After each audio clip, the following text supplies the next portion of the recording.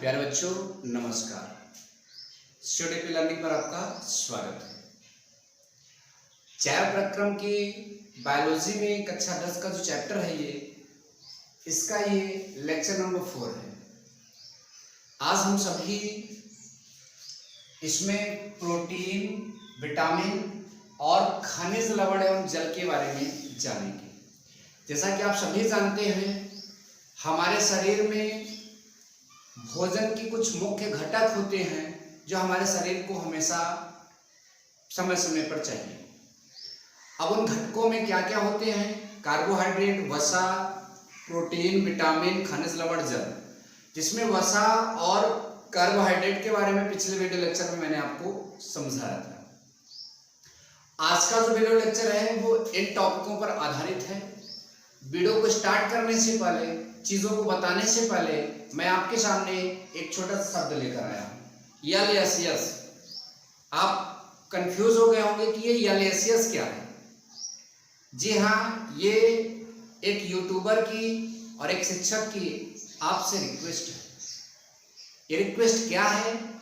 यल means like, video को like करें। Yes means share, video को शेयर करें।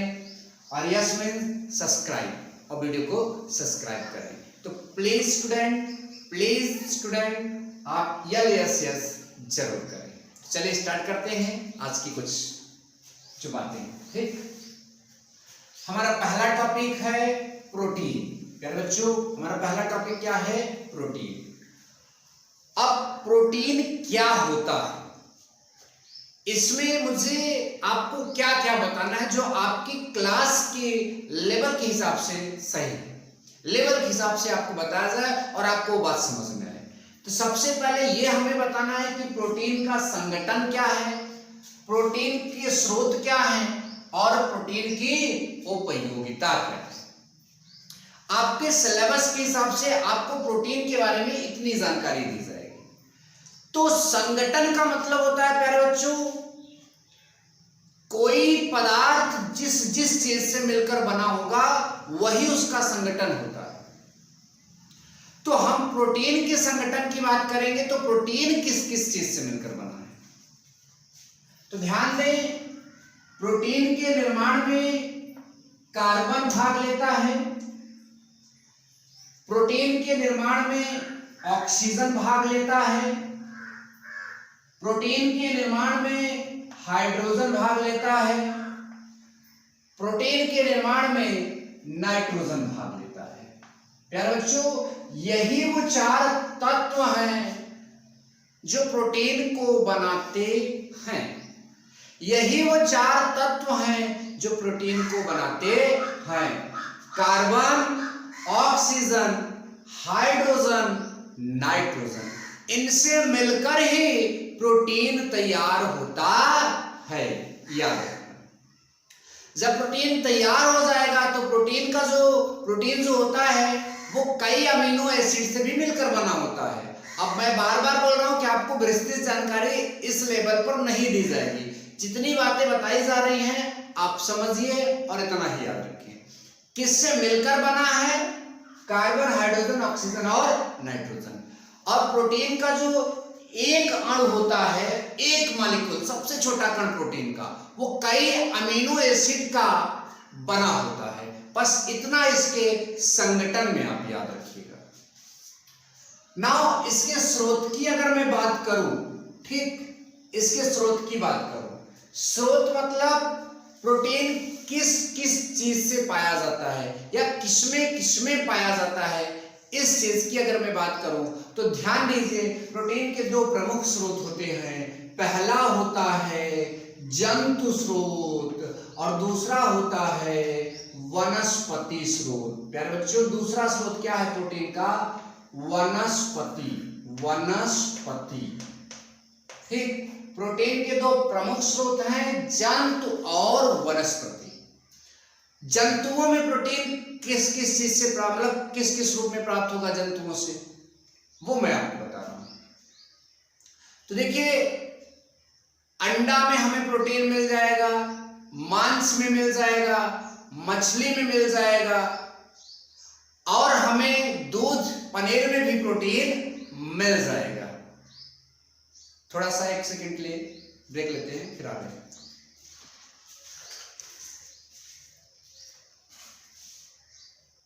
तो अब हम आपको प्रोटीन के वनस्पतिक स्रोत बताएंगे।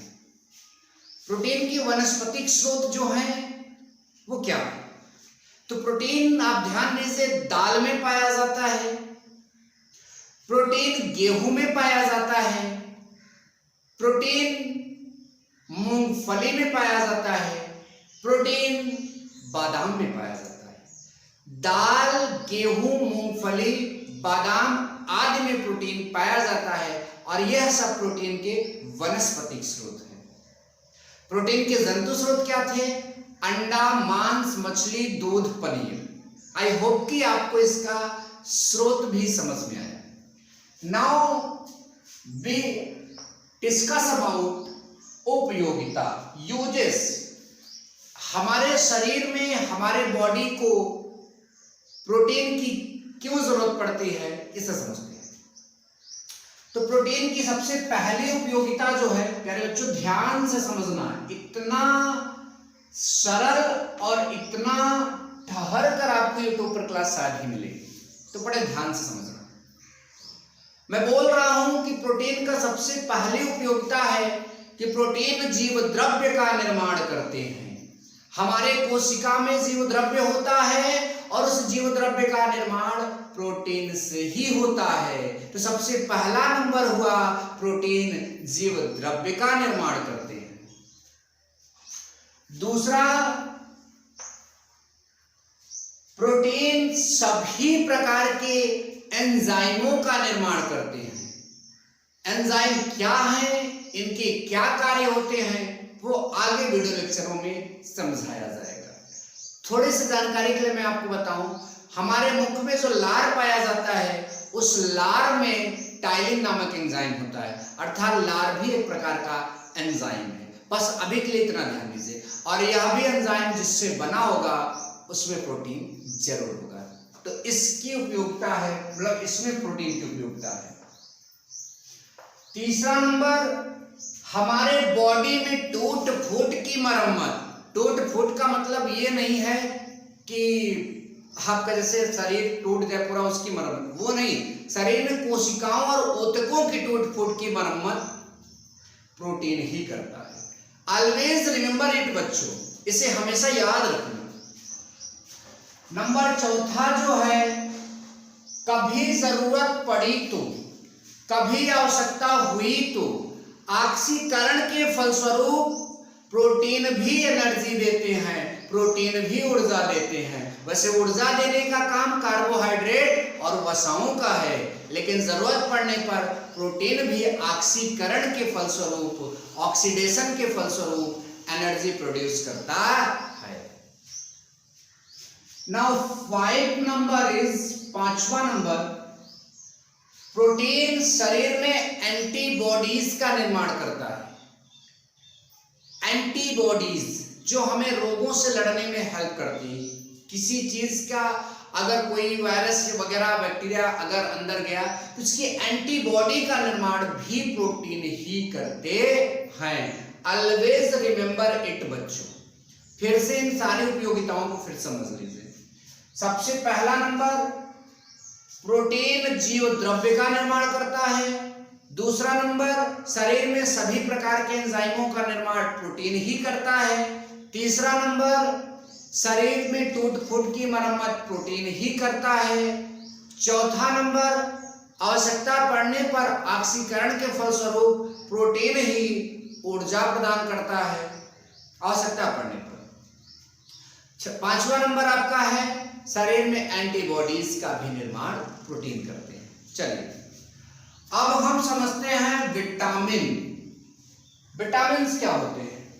तो विटामिन, एक बात आप समझिए, ये जटिल कार्बनिक पदार्थ होते हैं। जटिल कार्बनिक पदार्थ मतलब इनके एक अणु का स्ट्रक्चर समझना बहुत मुश्किल होता है आपके इस क्लास के लेवल में समझना और समझाना।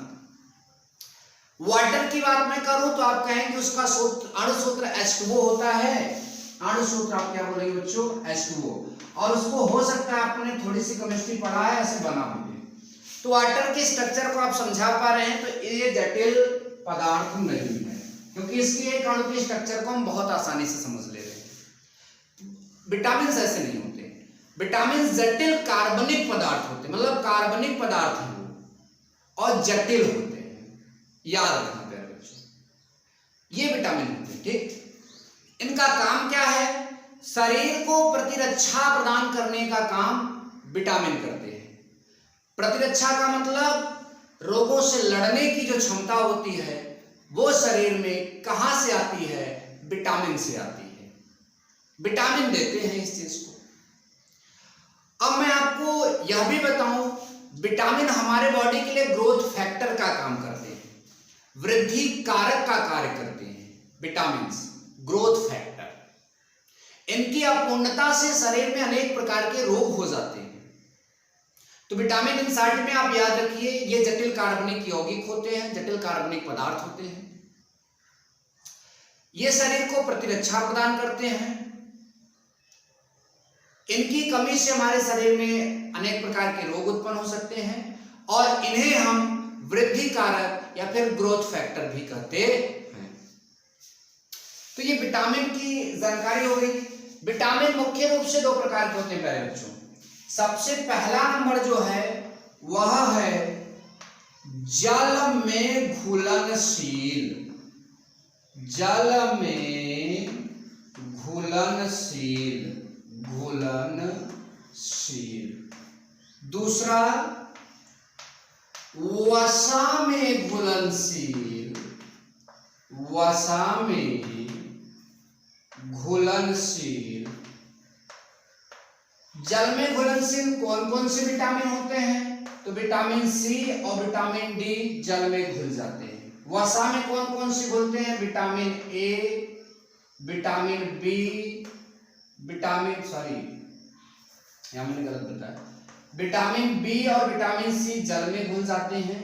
और वसा में घुलने वाले विटामिन होते हैं ए और आपके डी, आपके ई और आपके के, ए डी ई के। ठीक, ए डी ई के वसा में घुलते हैं और बी सी जो है वो जल में घुलते हैं। ठीक, तो ये विटामिन की जानकारी थी। नाउ हमारे सामने एक और हेडिंग दिख रही है, खनिज लवण एवं जल। मतलब बॉडी में खनिज लवण की और जल की आवश्यकता होती है, आप सब जानते हैं। क्यों होती है, क्या कार्य होते हैं इनकी, लेट्स डिस्कस अबाउट दिस, इसके बारे में समझते हैं। सबसे पहले जल जानते हैं। आप जानते हैं कोशिका में होता है जीव द्रव्य, जीव द्रव्य, और कोशिका का जो जीव द्रव्य होता है उसका मुख्य भाग जल होता है, मतलब उसमें ज्यादातर जल होता है। कोशिका के जीव द्रव्य में जल मुख्य रूप से पाया जाता है। और जल का हमारे शरीर, देखिए अगर जीव द्रव्य ही नहीं तो कोशिका नहीं, कोशिका नहीं तो ऊतक नहीं, ऊतक नहीं तो अंग नहीं, अंग नहीं तो अंगतंत्र नहीं, अंगतंत्र नहीं तो शरीर नहीं। इसलिए जीव द्रव्य का होना जरूरी है और जीव द्रव्य के होने के लिए उसमें जो जल है वह भी बहुत इंपॉर्टेंट है। इसलिए हमारे शरीर को जल की आवश्यकता पड़ती रहती है, इसलिए हमारे शरीर को जल की आवश्यकता होती है। और किस लिए होती है, सुनिए। शरीर में जो अनेक प्रकार की क्रियाएं होती हैं उन सभी क्रियाओं में जल सार्वत्रिक विलायक के रूप में कार्य करता है। सार्वत्रिक विलायक का अर्थ है सबको घोलने का काम करता है, मतलब जल में सारी चीजें लगभग घुल जाती हैं, इसलिए जल को सार्वत्रिक विलायक बोला गया है। तो सार्वत्रिक विलायक के रूप में जल शरीर में होने वाले समस्त अभिक्रियाओं में भाग लेता है, याद रखिएगा। क्या जल का इतना ही काम है? नो, जल का भी और काम है। शरीर की जो टेम्परेचर है, शरीर का जो ताप है, उसको भी नियमित या उसका नियमन या उसको नियंत्रित करने का भी काम जल ही करता है। खत्म हो गया जल का काम शरीर में? नहीं यार, अभी और है। क्या है, सुनिए तो सही।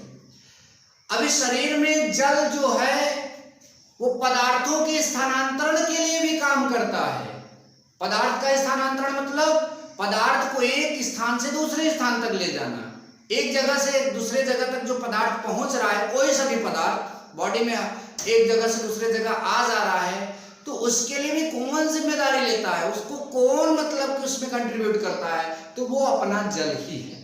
तो ये इंपॉर्टेंस होते हैं हमारे बॉडी में जल की, ये जरूरत होती है जल की बॉडी के लिए। फिर से समझिए जल क्या क्या कर सकता है।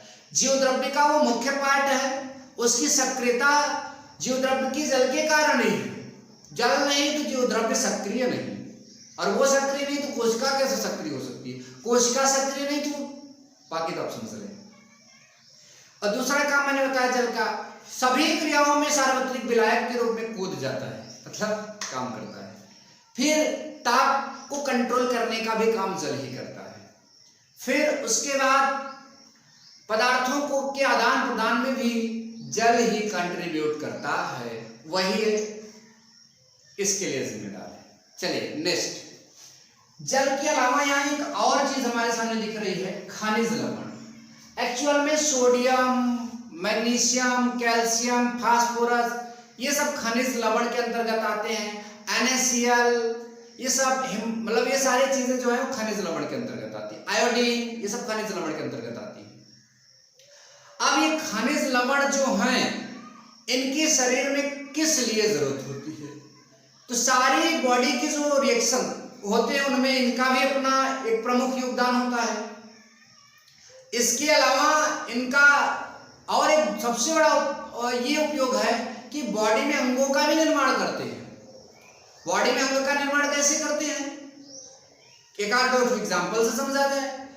आप जानते हैं हड्डी के लिए कैल्शियम और फास्फोरस, हड्डी और दांतों के लिए, ठीक है, आपको ये पता होना चाहिए, दांत के लिए कैल्शियम, हड्डी के लिए फास्फोरस जरूरी है। आपको पता होगा कि ये सब इसी से बने होते हैं, आपने कभी पढ़ा होगा। दांत के लिए कैल्शियम, हड्डी के लिए फास्फोरस, हीमोग्लोबिन के लिए आयरन मतलब लोहा, और थायरॉक्सिन के लिए आयोडीन जरूरी है हमारे शरीर में। थायरॉक्सिन जो हमारे शरीर में होता है वो आयोडीन से बनता है। हीमोग्लोबिन में आयरन होता है तो आयरन से बनता है। दांत के लिए कैल्शियम और हड्डी के लिए फास्फोरस जरूरी है। तो इसलिए खनिज लवण हमारे शरीर के लिए जरूरी है। आई होप कि आपको पूरा बात समझ में जरूर आया। अगर समझ में आया हो, थोड़ी सी कंफ्यूजन भी हो, तो आप एक बार फिर से वीडियो को देख लें, आपके सारी कंफ्यूजन दूर हो जाएगी। मैंने बहुत ही बेहतर ढंग से आपको समझाने की कोशिश की है। और वीडियो अगर अच्छा लगा हो थोड़ा सा भी, तो मैं लास्ट में यही कहूंगा, आप यस कर दीजिए, ठीक है। यस यस यस यस आप इसे जरूर कर दीजिए, ठीक। तो इसी के साथ आज के वीडियो लेक्चर में बस इतना ही। मिलेंगे नेक्स्ट लेक्चर नंबर 5 में। लेक्चर नंबर 5 में आपके लिए कुछ खास होगा। क्या होगा? लेक्चर नंबर 5 में मैं विटामिन के बारे में थोड़ी सी और जानकारी दूंगा। किस विटामिन की कमी से कौन सा रोग होता है और उसकी कमी को किस तरह से पूर्ति कर सकते हैं, ये हमारा नेक्स्ट वीडियो लेक्चर में टॉपिक होगा। आई होप कि अब हमें आपसे विदा लेनी चाहिए, ठीक है। Thank you so much. जय हिंद।